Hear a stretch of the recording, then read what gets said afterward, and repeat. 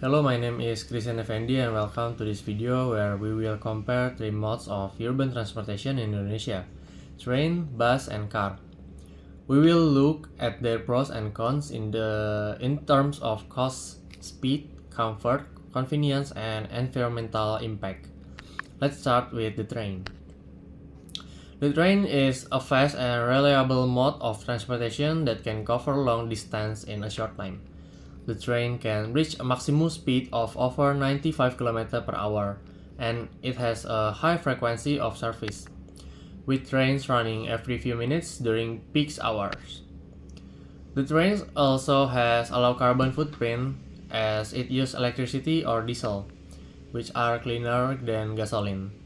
The train can also carry a large number of passengers, reducing the congestion of the roads. However, the train also has some drawbacks.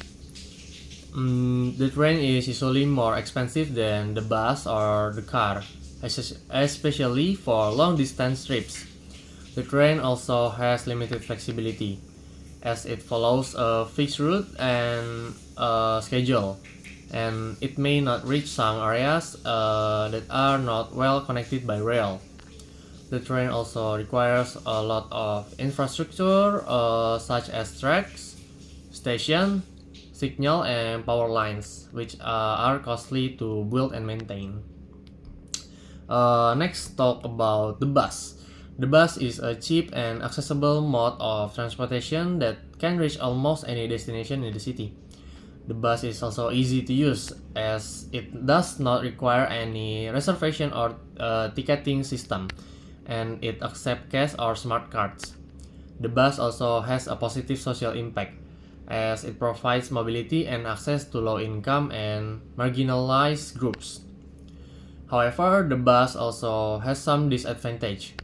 The bus is often slow and unreliable as it is affected by traffic jams and road conditions.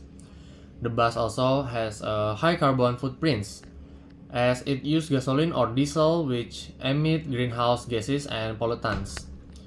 The bus also has a low level of comfort and safety as it is often overcrowded and noisy and dirty. Finally, let's talk about the car.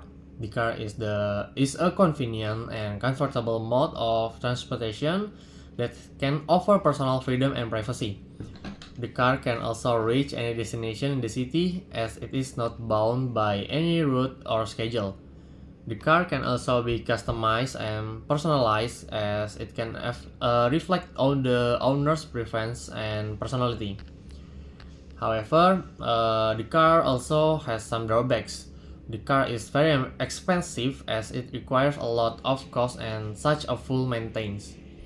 Uh, The car also has a negative environmental impact as it uses gasoline, which is a non-renewable and polluting resource.